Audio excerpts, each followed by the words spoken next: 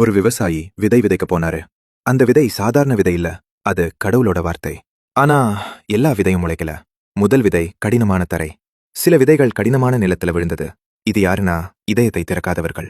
அவர்கள் கேட்பாங்க, ஆனா ஏற்றுக்கொள்ள மாட்டாங்க. இப்போ வேணா அப்புறம் பார்க்கலாம்னு தள்ளி வைப்பாங்க. அதுக்கு முன்னாடியே அந்த வார்த்தைய சாத்தான் எடுத்துட்டு போயிடுவான்.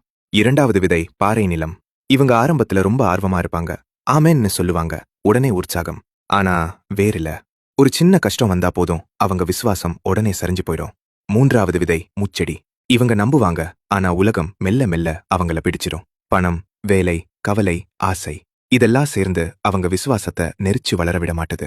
நான்காவது விதை நல்ல நிலம். இதுதான் முக்கியம். இவங்க இதயத்தை திறப்பாங்க, வார்த்தையை ஏற்றுக்கொள்வாங்க, மாற தயாராயிருப்பாங்க.